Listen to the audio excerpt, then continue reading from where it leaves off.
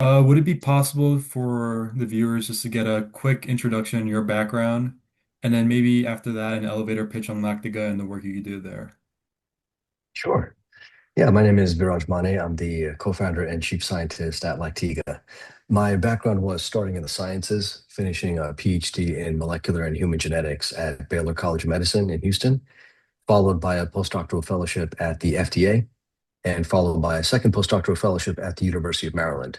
So I had studied fields including gene therapy, virology, immunobiochemistry, nanotechnology, and some drug discovery and drug delivery.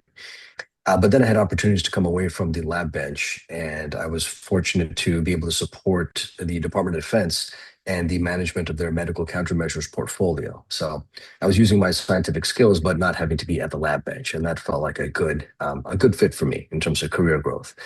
And then I spent several years in the Toronto entrepreneurship ecosystem, connecting startups with governments, academics, large companies, et cetera, and connecting them to like public-private partnership opportunities, including securing funding.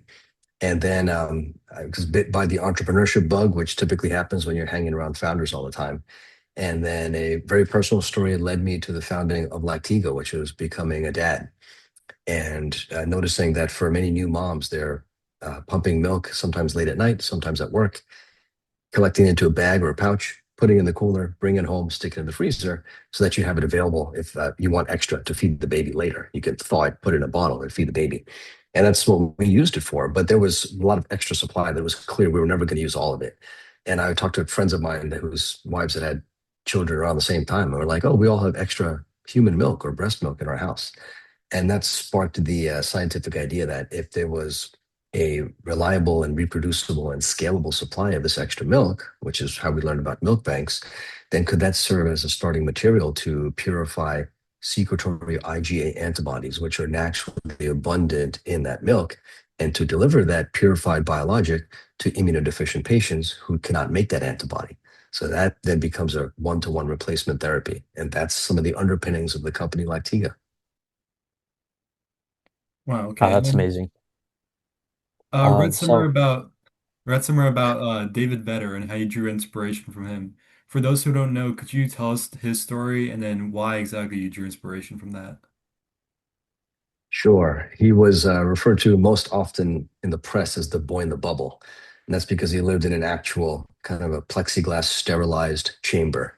And that's because he had a severe immunodeficiency called SCID, SCID, which stands for severe combined immunodeficiency.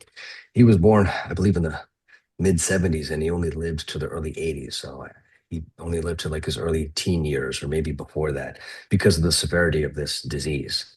With any immunocompromised or immunodeficient condition, that means that the patient will be highly vulnerable to all the germs and contaminants that are in their environment. Even though if we're healthy, we're experiencing many of the same germs and we barely notice. Maybe we get a mild cold. You don't even really change your day, right? You just go about your life. For these patients with severe immunodeficiencies, it just isn't that easy. They can be really laid out by severe infection. Those infections can trigger the need for hospitalizations. The hospitalizations may be associated with expensive and strong-acting drugs, um, which may have a lot of side effects. In addition to the cost, in addition to the inconvenience. So for us, taking antibiotics is usually taking tablets for about 7 days, right? That's not really complicated. For these patients, those standard antibiotics may not be sufficient, so they may need specialty infusion or injection therapies. An infusion is a slow drip into a vein in your arm, typically.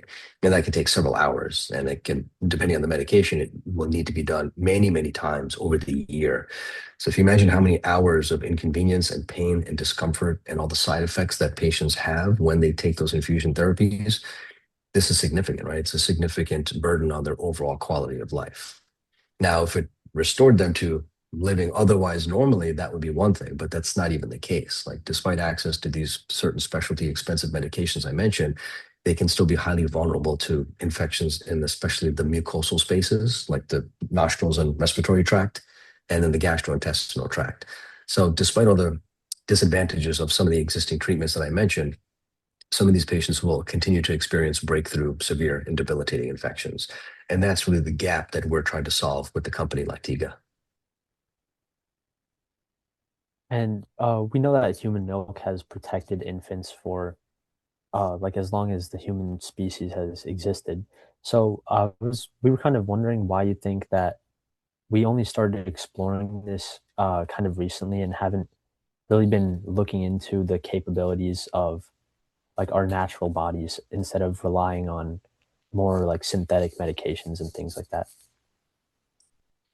This is a very good question. I can tell you some thoughts about maybe some of the incentives in the pharmaceutical industry and how that plays into this. Right, I'm no expert, but for a pharmaceutical company, if they can start with a fixed starting material, like a bulk chemical compound, or even like, let's say, a tree root or something like that, it's kind of easy to price that, to collect it, to produce it, and then to develop it and formulate it into a drug product with a specific price and the formulation and a dosing strategy, all that. That's been very traditional in the pharmaceutical sector. Our approach is very different. And you're right that it is leveraging natural immunity and the fact that polyclonal secretory IgA antibodies are produced by all of us that are, quote unquote, normal or healthy or immunocompetent. We're producing them all the time. And so that happens automatically. But to source them means you have to have humans giving samples. In our case, it's human milk, right? For other companies, it's plasma. So there's a whole plasma biologics industry. And so it introduces all these complexities and nuances of bringing in donors. Are they compensated? So someone has to pay for that. And there's obviously variations from every person to every single other person on the planet, right? Even if they're twins, they're not fully identical. So accounting for all those differences raises significant additional challenges that a traditional manufacturer, let's say aspirin, you're just starting with a bulk chemical and you're pressing it to tablets, and that's a more simplified process with a lot of controls over it. In the plasma biologics world and in the world that we're trying to develop, you would need so many more controls. So there's a lot of complexity. And so there are some practical and logistical reasons why pharma companies haven't jumped on something with this level of complexity. Talking about incentives for dealing with orphan diseases, how hard is it to work beyond incentives that are usually there for orphan diseases? Is your question, how do we leverage the incentives or how do we take advantage of them? Yeah, take advantage. Yeah. Yeah. Well, I think the FDA recognized long ago, and they actually partnered with economists on this a long ago, which is an interesting story, which is the simple fact that if there's a condition that afflicts very few people, like a rare disease, I mean, you can rare disease, the cutoff in terms of, from a regulatory perspective, a rare disease can be considered rare if it afflicts fewer than 200,000 Americans. That's the policy for the United States. And so you have diseases that have, afflict tens of thousands of people, but then you have diseases that afflict like, 10 people around the entire world. And so you can immediately recognize that a company would be less likely to spend its resources to develop a therapy if you could only dose 10 people in the entire world. And so for that reason, the FDA developed these different incentives to promote the development of orphan therapeutics or orphan biologics, knowing that companies may not have the interest or the financial bandwidth to potentially invest billions and billions of dollars into a therapeutic that can only be sold to a few hospital systems or delivered to a few patients. And so, how do you create incentives that will allow companies to put resources into that? Because ultimately, if you're not developing any therapies for patients, then they're the ones suffering. Right. So the reality was they had to create these financial incentives. And so there's a couple different ones, but some of the ones that apply to what we're doing are the Orphan Drug Designation, which we have secured, and Rare Pediatric Disease Designation, which we have also secured. And so these different programs and incentives do a couple different things for companies like ours, which is to grant potentially expedited review windows with the FDA, which is attractive because the quote unquote normal process is very lengthy and expensive, right? You're not going to rush through drug development. So by definition, it's a pretty drawn out process. But these rare disease applications offer opportunities to expedite some of those review windows and to waive some of the fees. There's a prescription drug user fee, for example, which is a few $1 million per application. So there's fees like that that can be waived for companies that are pursuing therapeutics for rare diseases. And there's another product called a priority review voucher, which is granted by the FDA to companies that get an approved drug for an orphan disease. And it's a certification or a voucher to enable expedited review for a subsequent drug asset. And companies that hold this voucher can actually trade it or sell it on the biotech market, in a sense. And some of the last transactions for those priority review vouchers have been in the ballpark of $100 million to $200 million.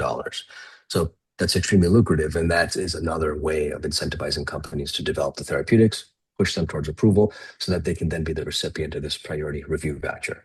So those are some of the mechanisms that are in place to make sure that companies that have promising technologies can understand the upside in applying them towards rare disease treatment. Got it.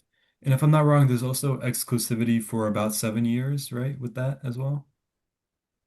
That's right. Right. That's right. So for orphan drugs, you can have 7 years. You can have multiple years of exclusivity, such that competing or competitor companies with competing drugs cannot gain approval for their product for the same disease population for a certain amount of years.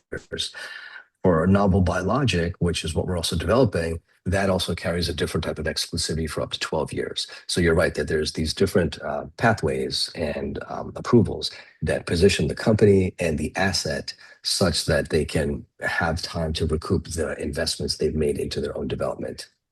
And how big is that Mhm. for someone like you guys doing in such a niche field? Well, it's a significant part of our regulatory and development strategy. So yeah, it's not just like a nice to have. It's more like a critical element of overall strategy. And talking more about treatments and discoveries, there are many discoveries that happen in the lab that don't get the chance to actually impact patients. So I was wondering what do you think can stop or get in the way of promising scientific discoveries from turning into treatments that patients can actually benefit from? It's a good question. There's a lot of different answers. Some of the ones that we think about and that I wish we thought about sooner, but this is kind of the entrepreneurship journey, is that you learn some hard lessons after the fact. But what I mean by that is there's promising science. Obviously, that's the first threshold that you're looking to surpass. But beyond that, there's a lot of other ones. And some of them are as straightforward and non-scientific as what do existing products cost? And so can you get your version to be cost competitive? Is there a reimbursement framework? And who would be responsible for prescribing? Like, are there enough prescribing physicians? Do they have a reason to prescribe what you're talking about relative to everything they're already prescribing? In some cases, what if they have products that they prescribe? Let's take antibiotics just as one example. They're not effective against all bacteria, and they're not effective at all against non-bacterial infections like viruses, fungi, and parasites. But at the same time, they're pretty cheap and they're easy to prescribe and administer. Like we said a few minutes ago, if it's taking tablets for 7 days, like most people are used to that. It's easy to do from a patient perspective. And so if you were an innovator and you said, this product I'm developing is way better than antibiotics, but maybe you have to take it more often, or the tablets are larger, or whatever made it inconvenient, would that by itself make adoption so inefficient that as a total investment thesis, it just doesn't work? And that's possible. So those are just some of the reasons why something that was scientifically very promising may not then satisfy the other elements like usage by the patient, prescription by the physician, reimbursement by the payers, and adoption by the healthcare systems. So there's a lot of other factors. And what you probably picked up on is those are really all business facing factors. They're less and less about the science and about like, is someone going to pay for this? Is someone going to use this? And that's a critical part of any startup venture, but it's especially important in the life sciences and the biological sciences, like you just said, Veer, because there are discoveries that really make sense and are really compelling from a laboratory perspective. But are they destined to make enough money for someone to invest? That's a very different question. And as chief scientific officer of Lactica, how would you say your time is split between focusing on the science aspect of like the products or treatments that Lactica produces compared to the development strategy? Or would you say it's changed as Lactica has evolved as a company as well.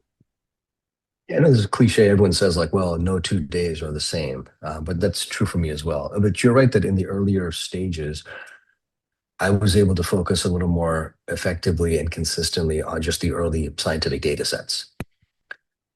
And none of them worked the first time. And that's, I think most scientists have had that experience, so that's very normal. But with iteration and, looking closely at the data and talking with collaborators, we were able to revise experiments, repeat them, iterate on them. And where that's brought us today is we have a really compelling data set. We have one peer-reviewed publication, another one that should be published quite soon.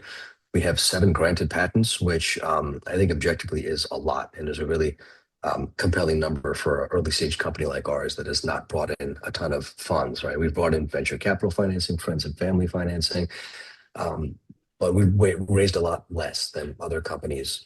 And our patent portfolio is much, much more robust than many other early stage companies. So I'm very proud of what I've been able, and with our team, what we've been able to accomplish scientifically. Where that positions us now is you have to leverage those scientific data sets to continue to attract investors, which is very challenging, but it's just the reality of being a founder in any sector. So there's that process. There's bringing in physicians and patient foundations where we've been very, very successful. I'm very excited about that.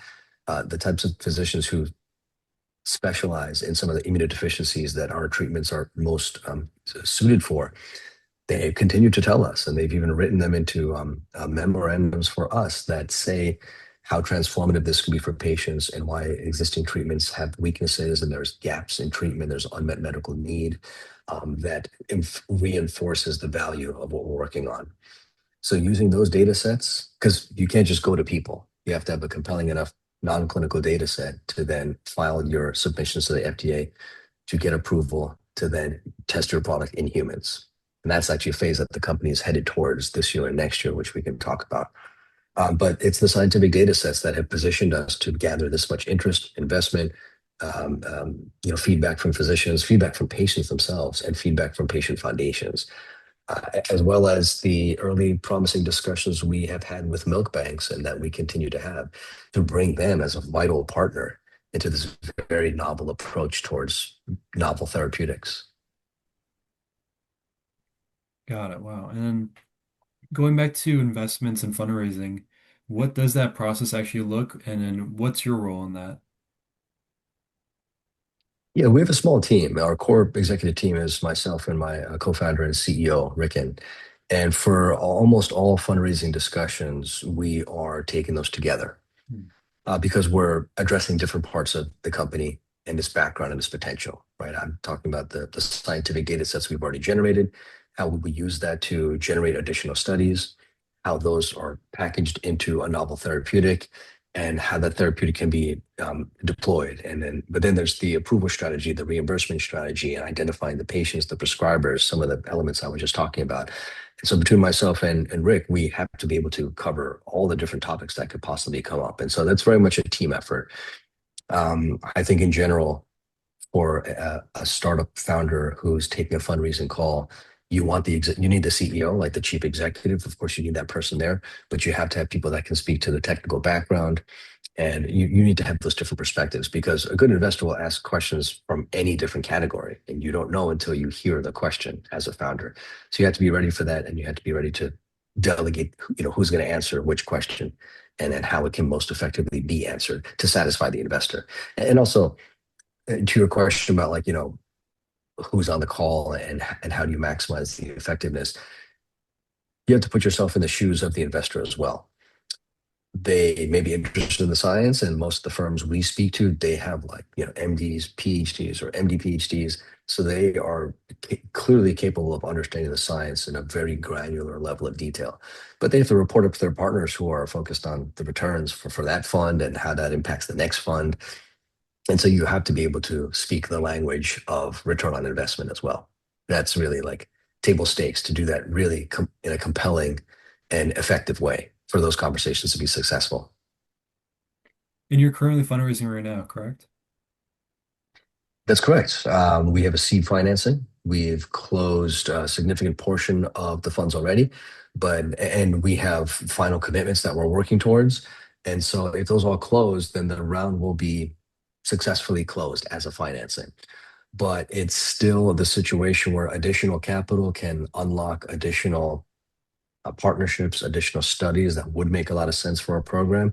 So as with many fundraisings, there's a target, but if there was more money at the table, that's a good problem to have, right? You can always improve the quality of some of the studies or the outputs, or maybe the speed at which you execute certain tasks, or some of the key hiring that we would need to do as the company grows. So extra capital can really support all of those. And that really brings benefits to existing investors as well as those new investors. If you're finding a way to make the whole overall development roadmap faster or more streamlined, that's a win for everybody. Got it. And what milestone are you hoping to take this seed money to? Yeah, good question. So the really critical milestone for this financing is to produce clinical grade material and then to test it in patients. We were just talking a few minutes ago about how you need to submit regulatory filings depending on where you intend to execute the study, so that you have authorization and permission to test the product in humans. So this financing does both of that. It allows us to produce clinical grade material, to work on the filings, and then to actually test it in patients. And as a company inflection point, as well as an investor inflection point, obviously that's a huge deal, right? Because you can kind of spend unlimited money on animal studies if that's the direction you were taking. But at some point, you have to take this translational leap, right? Your non-clinical data set justifies movement into the clinic. And essentially any company who wants to get there as fast as possible. You don't want to keep doing animal studies unless you had to. But if you've satisfied that, and we're very proud of the strength and the depth of our non-clinical data set, once you have that, you have to pivot into what gets us into the clinic. And that's what this financing is about. Got it. And well, let me one more question about fundraising. You had mentioned you're pitching to both VC and family and friends. What differs in your pitch towards those two different groups? Yeah, it's a good question. There's a lot of differences in strategy. I'm not an expert. Like I've been doing this for several years, so I've picked up a lot of insights over time. But there's a lot of nuances with how you would specifically pitch like a traditional venture fund versus friends and family or angel groups. But just some of the key differences is that a venture fund, like it has a mathematical model built in. And you probably heard this, for a given fund, for every 10 companies they invest in, they're sort of mathematically modeling that 8 or 9 of them will go to zero. And so the 10th one or the ninth and 10th one have to hit such a return that the 8 losses are absorbed by the wins. And so you can model that mathematically. So venture funds, if it doesn't satisfy that threshold when they're evaluating a new venture, then it's just not a fit for them. And so they need to be convinced pretty much right at the beginning that the returns will be X. If they invest, X number of dollars, the return will be 10X or 50X or 100X, whatever their mathematical model requires of them. So that's, that can be a pretty firm mathematical rule that they have to follow. Even if they love you as a founder and they think it's a great idea, they need to see that mathematical return first. With family and friends, it can be totally different. They're not, for many of our investors invested for the first time ever into Lactiga as angel investors or friends and family investors. So they didn't understand the process, but they were compelled by the vision of the company, what we wanted to do. Many of them were friends of mine, so they had a trust in me on a personal level that's totally different than the mathematical laws and models that a venture firm has to do. Right. So there's, if you have a lot of rich aunts and uncles, and for some founders, this is exactly what they do. That's how they do their early fundraising. And they won't have the same expectations to clarify their business model or their ROI the way a venture firm would expect. But they can talk to their family members or wealthy friends and say, this is my pitch deck. If I had this much, this is how I would grow this company. And for many ventures, their first rounds of financing, that's how they bring necessary capital into the company. So there's friends and family, there's angels, high net worth individuals, there's angel groups, which collect different high net worth individuals to place single larger investments. And then there's a couple other, types of entities, and then up to the smaller venture firms and then the largest venture firms. One exciting thing is that we've spoken to some of the largest venture firms with the highest reputations in the venture community. They haven't invested yet. But that's because when they're that large, as I was just saying, they're making large bets on companies with massive scale.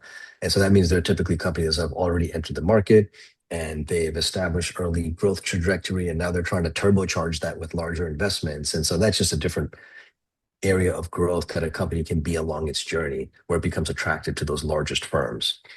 Now, if we hit that point, we'll be well positioned to revisit with those larger firms because we've taken the time to cultivate some of those relationships with them from an early stage. And that's important. But just on managing expectations as a founder, that if you're raising $5 million, let's just say, and the largest firms are accustomed to making, $25 million bets, then you're far, far away from what they're looking for. But if you can still create those early relationships, they do like to track your progress over time. We hear that a lot, which is good to know. When you never hear from them, you kind of assume they don't care. But the truth is, they are interested in your LinkedIn updates, or if you send email newsletters, which founders should be doing, then they continue to read them, and then they'll know the difference, that these are the companies that have been executing for 5 years nonstop, and now we know how hard they work versus companies that don't, right? The difference becomes clear. Got it. Okay. Uh, and you also mentioned the importance of publications for establishing things like credibility, and you briefly touched on the publication that's in progress right now. Would you be able to give us like a brief description of what this new publication would focus on? Absolutely. I'm really excited about this publication because it is a highly translational data set, which just means it's modeling in animals as closely as you can to how the product would function and be used in humans, right? The better you can do that, the more translationally relevant the study is. And so this newer study is with our longtime collaborators at McMaster University, which is in Hamilton, Ontario, in Canada. They're an incredible group. And this newest set of studies allowed us to demonstrate that intranasal deposition of our human milk secretory IgA product delivered directly to the nostrils and respiratory tract in mice who were then infected with influenza. Pay close attention to that type of publication. So that's going to be exciting for us as well, as soon as that gets published. Yeah, that sounds great. I would definitely want to look into that when it's out. I also had one question kind of about the future of like antibody therapies as a whole. So let's say looking 10 years into the future, how do you see antibody therapies evolving? And then specifically, do you feel that people are looking towards human biology, like the way we're born, more as an answer to some of the problems that people experience? I'll answer your questions in the opposite order. So the second question was, is there an appreciation for human biology as a blueprint for therapeutics? Mhm. The answer is certainly yes. COVID is a great example of that. And not just like the lay population realized the importance of mucosal immunity. There were some infusion and injection therapies that were launched and rapidly approved and then subsequently withdrawn that sought to deliver antibodies into the bloodstream because again, there's a history of delivering antibodies in that way. But it was well understood pretty early on that SARS-CoV-2, the virus that causes COVID-19, is a respiratory virus and is transmitted, from contact from respiratory droplets, things like this. And so antibodies in the circulating blood really don't migrate anatomically to the parts of the body that are actually infected with respiratory viruses, which is the nostrils, the nasal cavity, the airways, and potentially the lungs if the infection gets severe and it keeps migrating. So COVID-19 was certainly a wake-up call to the lay population, the general population, but also to the scientific community. Like if you just looked at the level of publications that were focused on mucosal biology and mucosal immunity, it really spiked during lockdown and because of SARS-CoV-2. So that's a clear example that the scientific and medical community do understand that like systemic immunity, which was such a focus for just the field of immunology, was not putting enough emphasis on mucosal immunology, which is different and involves different cells and it involves different parts of the anatomy. It's very sounds very promising. So I wanted to ask about your time at TC&J as the entrepreneur in-house. You did mentor a lot of students in entrepreneurial in there as a founder, and I was just wondering, what was your number one advice that you ended up repeating a lot to them? Yeah, so I really loved my role as entrepreneur in residence at the College of New Jersey. So I graduated from there back in 2000. And so it was really a pleasure to be able to return to campus in this totally different capacity that I never would have even thought of or heard of when I was graduating, years ago. So it was really a pleasure to come back. And as entrepreneur in residence, exactly what I wanted to do is what I was able to accomplish, which is to meet young founders who were interested in something that they had thought of or developed, and then forming a venture around that. And to your question, like what was the number one piece of advice? I can say this came up in almost every meeting, probably every meeting I held, which is you've done something technically innovative. And for scientists, engineers, a lot of people in the STEM fields, the default can be I have the very specific skills to like engineer this product or to test this molecule in a biological assay. And so, you set up an experiment and you do it. It's exactly what people in the STEM fields are trained to do. But that can also put you down a pathway of, well, now that I know this, I can do more experiments and test this. And then you learn something else. So you can do more experiments and test that. And the only problem with that approach is it starts to pull you away from what I was saying earlier in this meeting, which is you have to identify really early, like if this is going to require venture capital, or if it's going to require someone to pay for this solution at some point, because that's always true for any technology, who's going to pay for that? Why would they pay for it? What do they currently pay? Is it reimbursed? Can it be cost effective? Have you thought through how to manufacture it? And for early stage scientists, they tend to not spend much time on those questions. Like this is what I found in my entire uh, tendency as the entrepreneur in residence. So it was really a question of convincing them and encourage them time and time again. Like, I know that scientifically you're onto something interesting, but you haven't yet convinced yourself or convinced me that this is who pays for this kind of solution. This is what they pay for current products. And so that's why I think I can charge this price. And that's why I think I can sell this many units a year.